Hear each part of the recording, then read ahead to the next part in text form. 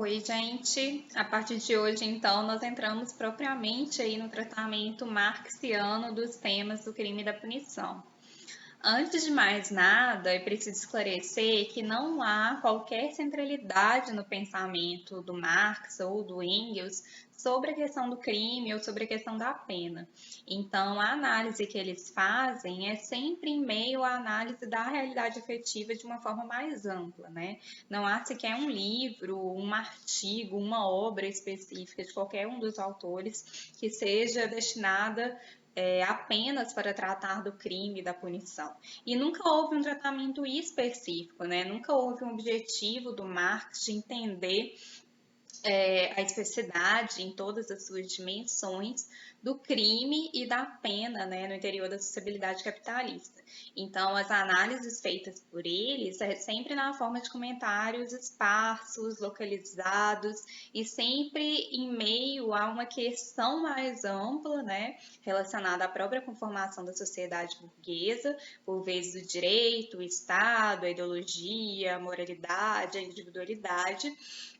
Então, né, em análises que são destinadas a esses temas em específicos, todos eles relacionados com a sociabilidade capitalista, e em meio a essa análise mais ampla, ele faz alguns comentários esparsos a respeito do crime e da punição. Então, não há algo como uma criminologia marxista, né, um pensamento marxiano sobre o crime e a pena. Essa questão, né, de não existir qualquer centralidade no pensamento do Marx sobre essa questão do crime e da punição, inclusive suscitou um debate que é bem importante, bem interessante, que está colocado nesse livro aqui, que é um livro que está com edição inclusive esgotada, que é um livro bem importante, traduzido pelo Juarez Cirino dos Santos e organizado pelo Ian Taylor, pelo Paul Walton e pelo Jock Young, que são três de alguns dos precursores aí da criminologia crítica. Eles escrevem na década de 70 um livro chamado The New Criminology, que aí lança algumas das bases da criminologia crítica. Então, são três autores bem importantes aí da conformação da criminologia crítica nos Estados Unidos e na Inglaterra. E aí, nesse livro, tem um artigo que é escrito pelo Paul Rich, que é um marxista, e ele vai criticar a pretensão de se construir algo como uma teoria marxista do desvio, ou como esses autores preferiam chamar de teoria radical do desvio, né? Ou seja, uma criminologia marxista ou algo que o valha. E aí ele vai argumentar exatamente isso, que não há qualquer centralidade desses temas ou um tratamento específico, né, desses temas na obra do Marx. E que, na verdade, do crime e da punição nessa teoria radical do desvio seria muito distinta daquilo que o Marx falou diretamente sobre o crime e a punição. Então, na visão do Paul Rich, seria impossível construir algo como uma criminologia marxista ou uma teoria radical do desvio, uma teoria marxista do desvio, sem correr em maior ou menor medida em um exercício de revisionismo e de anacronismo, né? Então, fazendo um revisionismo, né, uma deturpação aí de vários dos conceitos marxianos em uma tentativa de encaixá-los a um tratamento pré-marxiano. Né? Então, ele chama atenção para isso. Não é possível construir uma teoria marxista do desvio sem recair em um exercício de revisionismo da própria obra do Marx, né? Esse debate, esse artigo vai suscitar um debate mais amplo. Então, nesse livro, a gente tem a réplica de dois desses autores, né, que é o Paul Walton e o Ian Taylor, em relação a esse artigo escrito pelo Paul Rich e as críticas nele colocadas. E aí, posteriormente, o Paul Rich vai fazer uma tréplica, né, questionando essa réplica feita pelos dois autores. Enfim, não vou poder entrar, né, em detalhamentos desse debate que é muito importante aí para qualquer pretensão de estudos marxistas sobre a criminologia, por falta de tempo mesmo, né, não vou poder aprofundar nesse debate, mas de qualquer forma, né, se concorde ou não com a tese central do Paul Rich, da impossibilidade de se construir uma criminologia marxista do uma criminologia marxista, uma teoria marxista do desvio, ou ainda uma tendência de pensamento sobre o crime e a punição baseado na obra de Marx, é muito importante, né? Ele traz algumas advertências muito importantes nesse artigo dele, principalmente essa advertência de que não há qualquer centralidade ou um tratamento específico, né, sobre o crime e a punição na obra de Marx. Então, que a gente tem que ficar muito atento, né, na interpretação que a gente tem desses comentários esparsos que ele fazia e também o Engels, em meio sempre à análise da sociedade burguesa, da realidade efetiva de uma maneira mais ampla, né? Então, a gente tem sempre que pensar que aquela análise não era destinada ao crime e à punição, né? E nem na tentativa de construir aí uma teoria do desvio, uma teoria do crime ou uma teoria da pena. Bom, feito esse primeiro esclarecimento, né, o que a gente pode tirar do pensamento marxista, então, do pensamento marxiano sobre o crime e a punição? Que contribuições ainda que, né, não feitas diretamente em meio à análise específica desses temas, que contribuições a gente pode tirar da obra de Marx e da obra de Engels para pensar esses temas aí do crime e da punição? Nesse vídeo eu vou falar mais, não vou entrar propriamente aí em como Marx e Engels podem ser vistos como precursores, né, de uma tendência de economia política da pena, mas vou centrar mais num debate inicial do Marx e também do Engels sobre o crime e sobre o criminoso, principalmente. Então, por mais que esse tratamento ele não seja diretamente relacionado com a construção de uma economia política da pena, há aí, né, algumas questões que frequentemente levantam dúvidas e geram debates no interior da criminologia. Então, seria Marx um determinista? Haveria uma ligação entre sociabilidade capitalista e produção do crime? O capitalismo é um fator criminógeno? O criminoso ele seria uma vítima da sociedade capitalista?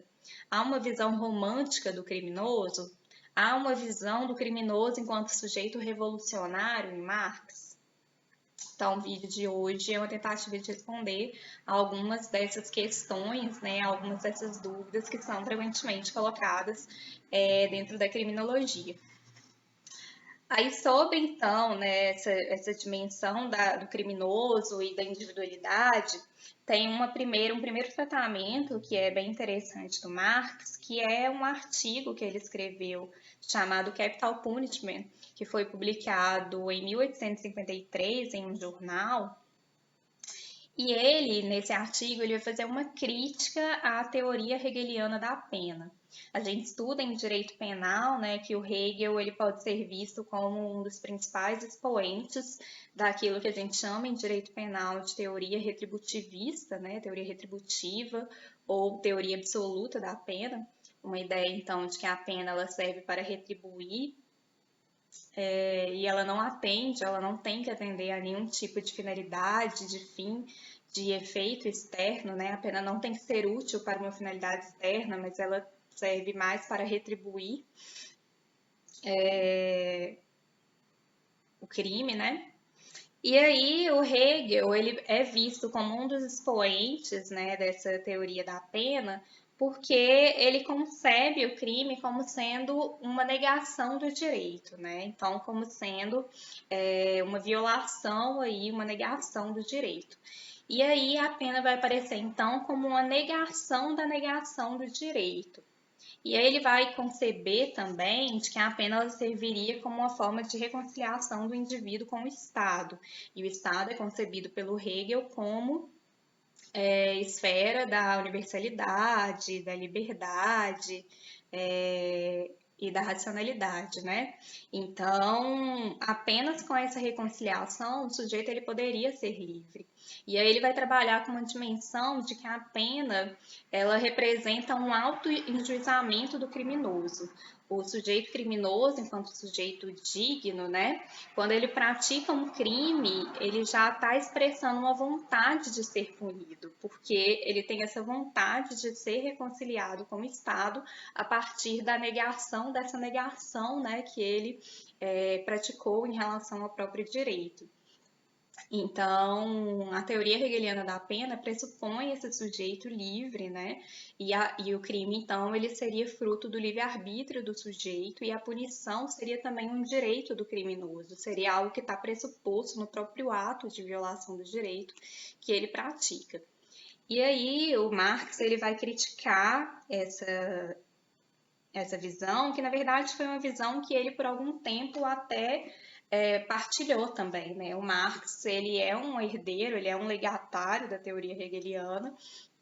Então, por um bom tempo, né, ele compôs a corrente aí dos jovens hegelianos, né, mais especificamente ele era um hegeliano de esquerda, e aí até 1842 ele partilhava dessa visão hegeliana sobre o direito e também sobre a pena. Inclusive, isso está expresso em um artigo que foi publicado sob a forma de livro recentemente no Brasil, que é esse aqui, Os Despossuídos, publicado recentemente pela Boitempo, que é, na verdade, um artigo escrito pelo Marx em 1842, em que ele analisa os debates acerca da lei sobre o furto de lenha. E ali ele vai trazer, ainda nessa fase pré-marxiana, né, que é algo com que ele vai romper a partir de meados de 1843, que é o momento em que ele realiza o acerto de contas, ele começa um acerto de contas com Hegel, né, e aí é que ele vai desenvolver o seu pensamento propriamente marxiano, né, com o desenvolvimento daquelas noções fundamentais que caracterizam, né, a teoria marxiana enquanto tal. Nesse texto ele ainda comungava, né, dessa teoria hegeliana da pena. E aí nesse artigo de 1853, 11 anos depois, né, ele vai criticar decisivamente essa visão da pena. E aí ele vai criticar exatamente a pressuposição que essa teoria da pena faz desse sujeito livre, desimpedido, né, desse sujeito alheio aos condicionamentos sociais. Então, nesse artigo ele vai dizer: não é uma ilusão substituir o indivíduo com seus reais motivos, com variadas circunstâncias sociais pressionando-o, pela abstração do livre-arbítrio, uma entre as muitas qualidades do homem em si. Essa teoria, que considera a punição resultado da vontade do próprio criminoso, é apenas a expressão metafísica do velho ius talionis, olho por olho, dente por dente, sangue por sangue. Então, Marx vai aqui criticar, né, quem que é esse homem tomado pela teoria hegeliana da pena, que é um homem tomado em uma abstração não razoável, né? É um homem inteiramente livre, um homem desimpedido, um homem que não é tomado em meio às suas relações sociais, em meio aos condicionamentos objetivos da realidade, mas sim um sujeito isolado, um sujeito atomizado, né? Um sujeito que não é influenciado pelas relações sociais que ele mantém, né? Então, é o que o Marx comumente chama de Robsonada, em uma referência ao Robson Crusoe, né? Esse sujeito numa ilha deserta, isolado, atomizado, que não é tomado em meio às circunstâncias, né? E aí, ao contrário, né, a visão da individualidade em Marx, ela é totalmente distinta dessa. Para o Marx, o homem é um ser social, é um ser autoposto, é um ser que é construído pelas circunstâncias, que é influenciado pelas circunstâncias, ao mesmo tempo que ele constrói essas circunstâncias. Então, não existe esse homem, né, fora da sociabilidade, não existe esse homem fora dos condicionamentos relacionados ao modo de produção e reprodução da vida imediata. Então, o homem ele tem que ser tomado sempre em meio à sua autoatividade. O homem ele é guiado pela satisfação das suas necessidades vitais, né, no primeiro momento, e é em meio a essa busca pela supressão, a busca pela satisfação das suas necessidades imediatas, que ele transforma a natureza por meio do trabalho, e ao mesmo tempo que ele transforma a natureza, ele é transformado por ela, né? Então, ao mesmo tempo em que o homem ele é fruto das circunstâncias, e aí quando eu falo em circunstâncias, eu falo em um conjunto de condicionamentos que representam um resultado material, na expressão do Marx. Esse resultado material, ele é fruto por sua vez, ele é um legado, né? Ele é resultado de tudo aquilo que as gerações passadas construíram. Então, ele vai dizer, né, que esse legado das gerações passadas comprimem o cérebro dos vivos como um pesadelo, né? Esse resultado material, que é típico de determinada época e história, que representa essa série de condicionamentos que é o local em que esse sujeito vai estar situado, em que o homem vai estar situado, né? Não existe um homem fora dessas circunstâncias, mas ao mesmo tempo esse sujeito ele está na história, ele é situado na história, mas ao mesmo tempo ele constrói a sua própria história, né? Então é a noção aí de autoatividade. De um sujeito que ele está condicionado pelas circunstâncias, mas ao mesmo tempo ele constrói essas circunstâncias, né? E aí, então, falar em um livre-arbítrio, né? Falar nesse sujeito atomizado, falar nesse sujeito desembaraçado, que é guiado simplesmente pelas suas vontades, mas que não tem nenhum condicionamento social atuando sobre ele, seria uma grande abstração não razoável, né? Seria um idealismo, seria tomar a realidade por uma operação mental, pura e simplesmente, né? E aí a teoria hegeliana da pena, ela incorreria exatamente nisso.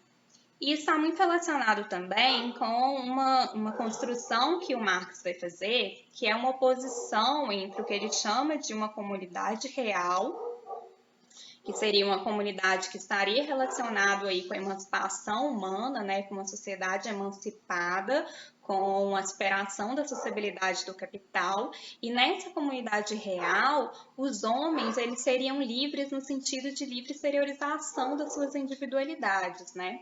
E em oposição a essa comunidade real, que só é possível em uma outra sociedade radicalmente distinta da sociedade burguesa, ou da sociedade civil burguesa, né, a essa disputa de nomenclaturas, o Marx vai opor aí uma comunidade ilusória, que seria a comunidade própria da sociabilidade do capital. Então, essa comunidade ilusória, ela aparece como uma comunidade na medida em que, mais do que nunca, os homens estão ligados e precisam estar ligados para fins de conseguir a supressão, né, a atenção às suas necessidades vitais. Mas essa comunidade, ela seria ilusória no sentido de que ela não oferece condições para uma livre exteriorização da individualidade. Pelo contrário, ela tende a conformar e a aviltar personalidades, né? Então, ela atua muito mais no sentido de frear essa livre exteriorização. Justamente porque essa sociabilidade, né, em meio à qual é conformada essa comunidade ilusória, ela é caracterizada exatamente pelo estranhamento. Então, no interior da sociedade capitalista, o trabalhador ele não tem condições de ter um controle consciente sobre suas próprias condições de vida. O produto do seu trabalho aparece para ele como uma potência que lhe é estranha e que o domina, né? Então, há uma ausência aí do controle consciente sobre as condições de vida que seria pressuposto para o Marx para essa livre exteriorização da individualidade, né? Então, no lugar aí da teoria hegeliana da pena, né, que concebe esse ser livre, desimpedido no interior da sociedade capitalista, o Marx vai dizer que não só não existe abstratamente esse sujeito desembaraçado, como também no interior da sociedade capitalista, essa individualidade ela é aviltada, né, por um estranhamento que constrói essa circunstância, né, da ausência de controle sobre as próprias condições de vida. Então, né, daí já aparece uma noção de individualidade muito importante para compreender as dinâmicas do crime, para entender também qualquer tentativa de compreender a pena desde um sentido material. Avançando na discussão, então, no que tange aí a uma correlação entre sociabilidade capitalista e produção da criminalidade, outro ponto aí muito discutido, né, em relação à teoria marxista, tem um texto escrito pelo Marx em 1859, chamado População, Crime e Pauperismo, também é um artigo, em que o Marx, analisando ali a situação da Inglaterra na primeira metade do século XIX, então naquele contexto Revolução Industrial, ele vai analisar como que uma melhoria dos indicadores econômicos, então um aumento da riqueza, não foi acompanhado por uma melhoria dos indicadores sociais. E nesse mesmo período houve, como também o Engels vai descrever na situação da classe trabalhadora na Inglaterra, um aumento da criminalidade, né? Então houve um aumento aí da condição degradante de vida dessa classe trabalhadora e, concomitante a isso, houve um aumento da criminalidade. E aí, partindo disso, né, partindo dessa análise empírica, dessa análise de dados, o Marx vai dizer: violações à lei geralmente decorrem de ações econômicas. Deve haver algo de podre na essência mesma de um sistema social que eleva sua riqueza sem diminuir sua miséria e eleva sua criminalidade ainda mais rapidamente. Então, aí aparece claramente, né, uma ligação que o Marx realiza entre sociabilidade capitalista e condições materiais impostas por essa sociabilidade e taxas de criminalidade e violações da lei, né? Então, de fato, existe aí essa correlação construída no pensamento marxiano, nessa análise concreta que ele faz das taxas de criminalidade na Inglaterra na primeira metade do século XIX, e as mudanças, né, nos condicionamentos econômicos daquele mesmo período. Então, ele fala que é um sistema que eleva a sua criminalidade, né? Tem outro texto também que vai nesse mesmo sentido, que é um texto que a gente vai discutir mais no último vídeo dessa semana, que é o capítulo 24 do livro 1 do Capital, né? E ali o Marx vai descrever todo o processo histórico da acumulação primitiva, que é um processo de expropriação dos trabalhadores do campo, né? E eles são obrigados a migrar para a cidade para garantir uma nova forma de autossustento. E aí eles passam a ser detentores exclusivamente da sua força de trabalho, e aí chegando nas cidades eles não conseguem ser absorvidos imediatamente pelas manufaturas, e eles acabam, vai dizer o Marx, convertendo-se massivamente em mendigos, assaltantes, vagabundos, em parte por predisposição, mas na maioria dos casos por força das circunstâncias. Né? Então, também aqui ele indica como que há uma correlação entre circunstâncias, e quando ele fala de circunstâncias objetivas, é óbvio que ele está falando de condicionamentos impostos por um específico modo de produção e reprodução da vida imediata, o capitalismo. E aí ele vai complementar, né, dizendo que esses indivíduos eles passaram a ser tratados como delinquentes e a ser alvo de uma sanguinária legislação contra a vagabundagem, supondo depender de sua boa vontade que eles continuassem a trabalhar sob as velhas condições já inexistentes, né? Então, também aqui, também nesse texto, ainda que com várias mediações, né? Então, ele fala, eles passam a ser tratados como delinquentes, né? Ele não fala, eles se tornam delinquentes. E ele também fala que é em parte por predisposição. Ele vai tratar aqui também de uma correlação entre condições forjadas aí por um determinado modo de produção da vida material e violações da lei no geral, né? Então, sim, né, há uma ligação aí no pensamento do Marx entre sociabilidade capitalista e taxa de criminalidade, né? Então, teria uma influência aí das ações econômicas e violações da lei. Mas aí a gente tem que pensar em algumas coisas, né?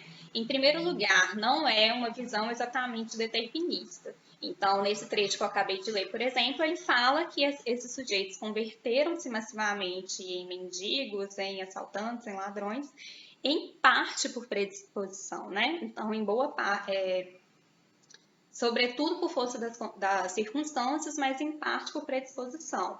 Então, não há uma visão de um determinismo mecânico, de um determinismo absoluto. Então, para o Marx, né, a gente tem uma visão de liberdade no pensamento marxista como sendo a possibilidade de escolha entre diferentes alternativas colocadas na realidade efetiva. Então, há liberdade de escolha dentro do sistema capitalista. A questão é que essa liberdade de escolha ela não é absoluta, né? Essa liberdade de escolha, ela leva em consideração os condicionamentos da própria realidade. Então, a realidade, ela coloca diferentes alternativas para esses sujeitos, e esses sujeitos escolhem dentre essas diferentes alternativas. Então, sempre há alguma margem de liberdade, né? Nunca é um determinismo extremo, ainda que possa haver circunstâncias de que a escolha nessas diferentes alternativas colocadas na realidade sejam morrer de fome ou praticar um crime, né? Ou praticar um crime ou viver em circunstâncias, em condições extremamente degradantes de existência, né? Mas nem sempre, né? Mas enfim, é importante ter isso em conta. Há liberdade, mas essa liberdade é exercida sempre dentro dos condicionamentos objetivos colocados por um determinado modo de produzir e reproduzir a nossa existência. E aí, ao mesmo tempo, né, é necessário a gente considerar, de novo, partindo aí daquele alerta colocado pelo Paul Richt, né? O Marx aqui, em um momento, ele tentou construir uma teoria geral do crime, né, ou da criminalidade. Então, não tem maiores cuidados do Marx aqui ao falar de criminalidade, ao falar de delinquência. Então, às vezes ele usa a expressão violações da lei, às vezes ele usa o termo assaltante, às vezes ele usa o termo crime. Mas em nenhum momento há uma pretensão de um tratamento específico dessa matéria, né? Ele está analisando ali os indicadores sociais, ele está analisando uma questão que alguns marxistas chamam de questão social, né, gerada pelo capitalismo, e em meio a isso ele faz os comentários esparsos. Então também aqui, claramente, o Marx ele não está falando de todos os tipos de crime, né? Ele parece estar se referindo a um tipo de crime específico, que são aqueles crimes mais ligados, né, a ações econômicas, crimes patrimoniais, furto, roubo, etc. E que, na verdade, são os crimes que estavam presentes nas taxas oficiais de criminalidade, né, nos dados oficiais de criminalidade, que eram os crimes que já naquela época geravam punição. E ainda hoje, né, são os crimes que geram punição, porque isso é próprio mesmo da essência, da genética do sistema penal, né? Então, aqui ele parece estar tomando como pressuposto muito mais aquele crime tal como ele é tomado pela reação social, pelo sistema de percepção penal, do que propriamente o crime de forma abstrata, né? Então, todo tipo de criminalidade. Não há uma análise aqui do Marx sobre crimes sexuais, sobre homicídio, por exemplo, né? Então, enfim, ao mesmo tempo aqui que há sim, né, uma relação colocada pelo Marx entre sociabilidade e produção de criminalidade, essa relação não é colocada de forma determinista, né? Então não haveria aí uma antinomia entre livre-arbítrio e determinismo absoluto, como alguns parecem pressupor, né? Então, o homem, ele é ser ativo, ele tem um papel ativo na construção da realidade, né? Ele é um ser autoprodutor, atuante sobre a história, ao mesmo tempo em que ele é produzido por essa mesma história, a partir desse resultado material que é legado, né, a cada geração. O Engels, ele também vai tratar dessa temática e ele vai tratar de um modo bastante mais incisivo que o Marx, né? Então, ele dá mais margens aí para ser considerado um tratamento determinista. Então, Engels, na situação da classe trabalhadora na Inglaterra, de 1844, né, escrito em 1844 e publicado em 1845, é um escrito, então, de juventude dele, ele tinha 24 anos quando ele escreveu esse livro, é um dos primeiros livros escritos por ele. Ele vai dizer que quando as causas que concorrem para degradar moralmente o operário atuam com mais força e impacto do que de hábito, é tão certo ele tornar-se um criminoso como é certo que a água passa do estado líquido ao gasoso se aquecida a 80 graus. Sob a ação brutal e embrutecedora da burguesia, o operário transforma-se numa coisa tão desprovida de vontade como a água, e como esta, submete-se às leis da natureza com a mesma inevitabilidade, num certo ponto, qualquer liberdade para ele deixa de existir. É por isso que na Inglaterra a criminalidade aumentou em paralelo ao aumento do proletariado, e hoje no mundo a nação inglesa detém o primado da delinquência. Então, o Engels, nesse texto, ele está analisando a influência, né, os impactos da Revolução Industrial nas condições de vida da classe trabalhadora inglesa na primeira metade do século XIX. E ele vai dizer, então, ele vai narrar nesse texto, né, condições extremamente degradantes de existência, um aumento da mortalidade da população adulta e infantil, um aumento das taxas de criminalidade, e ele vai fazer essa ligação muito clara, né, essas condições objetivas geradas por esse cenário aí, típico de uma etapa determinada do modo de produção capitalista, gerou condições tão degradantes que tornavam praticamente determinante, né, a prática do crime, justamente porque as diferentes alternativas colocadas pela realidade a esses sujeitos basicamente eram praticar um crime, violar a lei ou morrer de fome, né, ou se sujeitar a condições extremamente degradantes de sobrevivência. Ainda sobre essa correlação aí, né, entre capitalismo e criminalidade, o Engels vai argumentar que a sociedade capitalista ela é baseada na livre concorrência e ela tende a gerar uma ruptura dos laços sociais de fraternidade e o desenvolvimento de um sentimento egoístico e de um acirramento aí dos conflitos de classe. E isso também poderia ser um fator aí que concorreria para a criminalidade. Teria que ser aprofundado o modo como a moral aparece nesses textos do Engels de juventude, né? Mas é um tratamento que tende a não ser predominante em todo o pensamento dele, que também parece ser distinto aí de uma crítica não moral à moralidade burguesa que aparece nos textos do Marx, a partir principalmente da Sagrada Família, que teve algumas partes escritas pelo Engels também. Mas, enfim, né, haveria também essa influência aí dessas condições degradantes de existência na própria conformação desse sujeito, né? Haveria uma degradação moral desse sujeito e haveria aí o desenvolvimento de um sentimento individualista e egoístico que também poderia ser uma causa que concorreria aí para a criminalidade. Então, também o Engels, né, ele faz essa ligação entre sociabilidade capitalista e um aumento, né, das taxas de criminalidade, um aumento das violações da lei. Então, colocando aí o capitalismo como um possível fator criminoso na medida em que ele reduz, né, as possibilidades de escolha diante das alternativas que são colocadas pela realidade efetiva. Mas então, dizer que o crime está relacionado com a acessibilidade capitalista não é enfocar uma perspectiva preocupada com as causas do crime. Nesse sentido, então, Marx e Engels eles não seriam etiológicos, né? Eles não partiriam de uma perspectiva etiológica que já foi superada dentro da criminologia, né? Então, são perspectivas que são extremamente incompatíveis com a criminologia crítica e com o paradigma da reação social de forma mais geral. Não necessariamente, né? Primeiro, porque a gente tem que considerar isso que eu tenho falado com frequência, a partir da advertência do Kohlrich, de que esses comentários feitos pelo Marx e pelo Engels, e aqui ficou bem claro, né, como que o tratamento que eles dão é sensivelmente distinto, né? Então, o Engels coloca de uma forma muito mais incisiva e dá mais área de determinismo, né, nesse tratamento dele.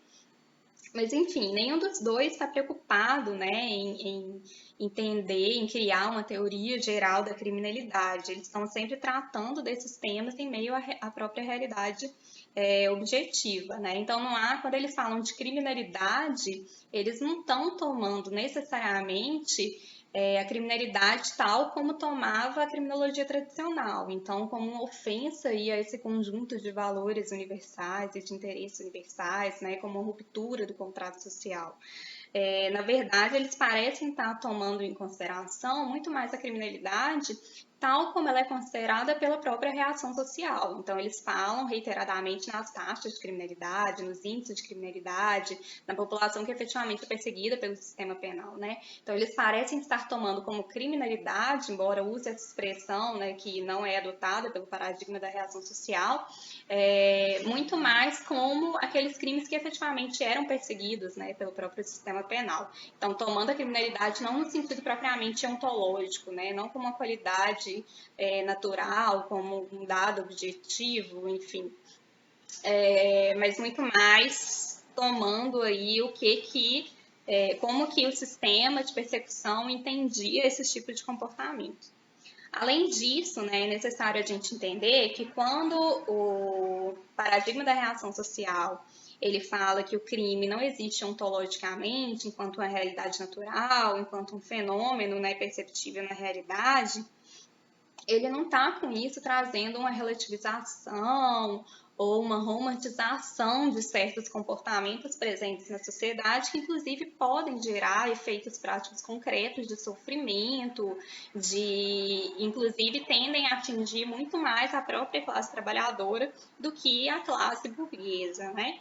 Então, quando a criminologia crítica fala em reação social, em um paradigma da reação social, ela não necessariamente está desconsiderando a existência daquilo que, por exemplo, o Alessandro Barata, que é considerado aí um dos principais expoentes da criminologia crítica e é um dos mais influentes na América Latina, naquilo que ele chama de comportamentos socialmente negativos, né?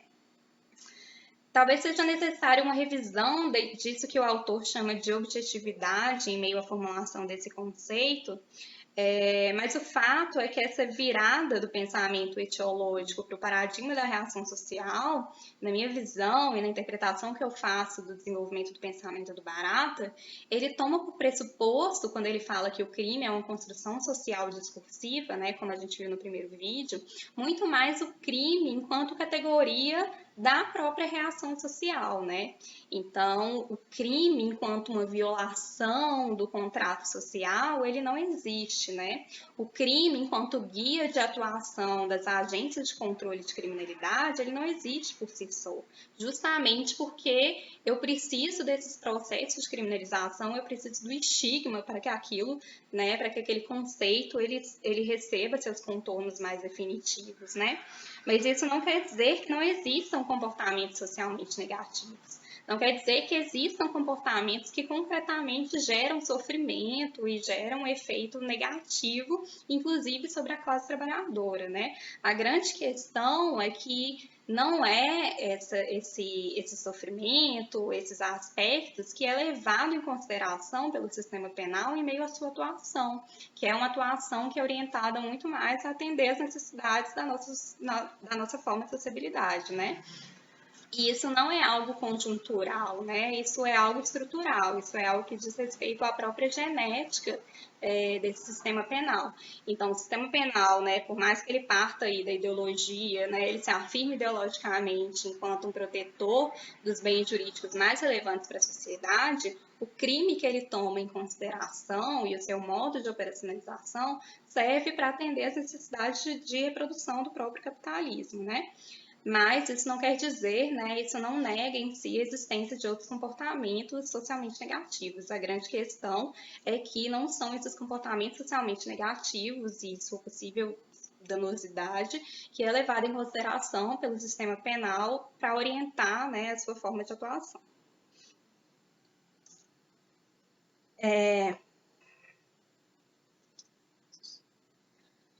Sobre um possível caráter revolucionário aí do crime, né, como algumas pessoas apontam, a partir do pensamento marxista, há um ponto bastante controverso aí no tratamento marxiano e hegeliano dessa questão, que é a ligação entre crime e lumpenproletariado. Isso é uma perspectiva que é muito criticada por vários autores, inclusive vários autores da criminologia crítica, como o Juarez Cirino dos Santos, por exemplo. Muitas pessoas falam em um anacronismo, né? Ora em um moralismo do Marx ao Tratado do Proletariado, ora de um anacronismo em tomar essa reflexão feita pelo Marx para orientar a interpretação do tempo presente. Mas o fato é que há, tanto no Marx quanto no Engels, alguma ligação entre crime e lumpenproletariado. Então, o crime ele apareceria ali, vai dizer o Marx e o Engels na ideologia alemã, como uma luta do indivíduo isolado contra as condições dominantes. E esse indivíduo isolado, ele em geral está ligado ao lumpenproletariado, que seria essa subclasse, né, esse subgrupo aí do proletariado, que está excluído das dinâmicas produtivas. Então, ele é excluído das relações do trabalho produtivo, né? E aí, justamente por estar excluído dessas dinâmicas do trabalho produtivo, é um subgrupo aí visto por Marx e por Engels com maus olhos, como sendo um grupo que é tendente à reação. Justamente porque, por estar fora, né, da dinâmica do trabalho produtivo, ele tende a ter mais dificuldades de desenvolver uma consciência de classe. E, além disso, né, por suas próprias condições de vida, que tendem a ser muito precárias, ele se dispõe muito facilmente a se vender, né, a se vender por um preço muito baixo. Então, Marx dá alguns exemplos históricos, assim, em que o lumpenproletariado ele teve uma função ora contra-revolucionária, como foi, por exemplo, na Evolução de 1848, em que o Lumpen ele compôs aquelas forças que reprimiram a ação do proletariado, a organização do proletariado, seja, de outro lado, naquilo que o Marx descreve ironicamente como o golpe do 18 Brumário de Luiz Bonaparte, né? E aí, nesse contexto histórico, o Lumpen teve um papel precisamente reacionário. Então, tanto Marx quanto Engels, né, veem o Lumpen como tendente à reação. Então, o criminoso, aí, principalmente quando a gente fala dessa criminalidade, que geralmente é a que Marx e Engels estão analisando, ela teria uma ligação muito forte com o Lumpen, por mais que o Lumpen seja um grupo flutuante, né? Então, às vezes ele compõe proletariado, em outros momentos a produção capitalista ele volta a compor o Lumpen, enfim. Mas o Lumpen, então, o criminoso estaria muitas vezes ligado ao Lumpen, e isso tornaria ainda mais difícil, né, que ele tivesse qualquer papel aí de contestação da ordem vigente, justamente porque o Lumpen tende a não ter consciência de classe e, portanto, a ter uma visão muito parcial da realidade, né, e, de modo geral, manter, então, aqueles condicionantes objetivos da relação capital intocados, né.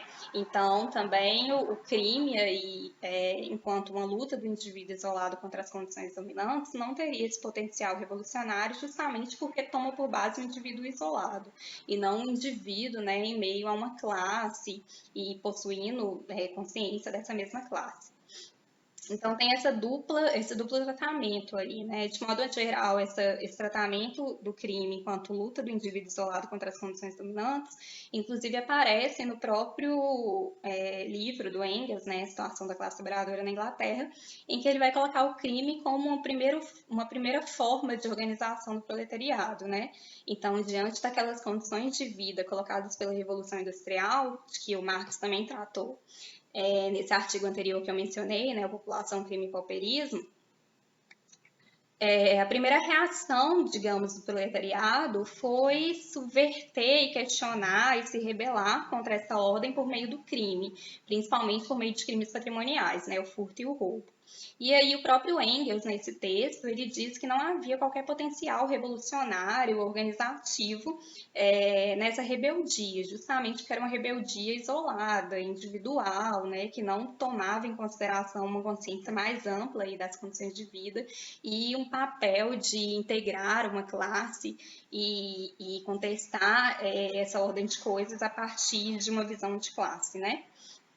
E, de outro lado, tem essa questão também do criminoso estar ligado ao lumpen, o que torna ainda mais complicada essa posição de luta individual contra as condições dominantes, né? Então, de modo algum, há um tratamento aí romântico, né, como se costuma dizer, do criminoso ou do crime em Marx. Ao mesmo tempo em que também não há exatamente um tratamento moralista sobre a questão do lumpen, né? Como eu falei, essa questão...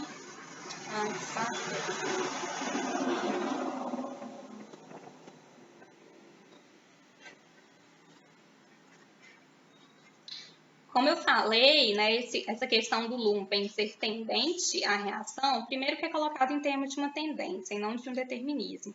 E segundo, que essa tendência é colocada justamente pelo lugar que o lumpen ocupa em meio a dinâmicas produtivas, né, que é o fato de estar fora dessas dinâmicas, né. Então, essa crítica, essa visão que Marx e Engels têm sobre o lumpen, por mais que ela possa ser vista como equivocada, esse é um debate relevante, né, que é colocado por muitos autores, ela não é uma crítica crítica moral ao lumpen, né? Não é uma crítica moralista ao lumpen, mas é uma crítica que toma por base exatamente a conformação da realidade objetiva dentro da sociabilidade do capital.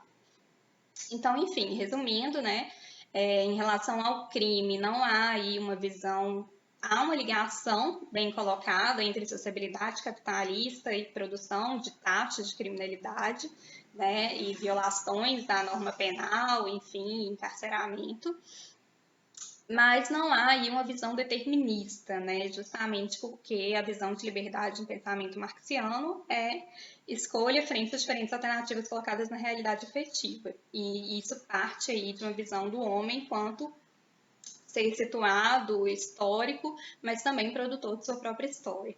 E de outro lado, não há também essa visão romântica aí sobre o criminoso, né? Justamente porque o crime tende a se manifestar enquanto luta do indivíduo isolado, né, contra as condições dominantes, e o fato, né, de o crime muitas vezes ser ligado ao lumpenproletariado torna essa condição de isolamento ainda mais decisiva, né, ainda mais significativa. Novamente, né, o Marx aqui ele está tratando de um tipo de criminalidade específica, que era aquela criminalidade que orientava a atuação da persecução penal, e ainda é que orienta hoje, né? E claro, né, talvez se ele fosse tratar do crime organizado, se ele conhecesse aí as atividades do crime organizado no interior das unidades prisionais, como PCC, Comando Vermelho, dentre tantas outras facções criminosas, dificilmente ele falaria de luta do indivíduo isolado, né? Às vezes agora o crime ele aparece estar mais organizado por vezes do que a própria organização do trabalho, né? Mas ainda assim, né? Esse tratamento aí que aparece no Marx não é um tratamento nem romântico nem determinista, né? Mas é um tratamento que leva em consideração os diferentes condicionamentos da realidade objetiva e que toma por pressuposto também uma visão concreta de individualidade dentro dessa sociabilidade do capital. Então é isso, no próximo vídeo a gente continua tratando mais especificamente aí sobre a visão do Marx sobre o direito penal, sobre a ideologia, para depois entrar propriamente em uma análise ontológico-genética que ele desenvolve acerca do nascimento aí, da pena privativa de liberdade. Até lá!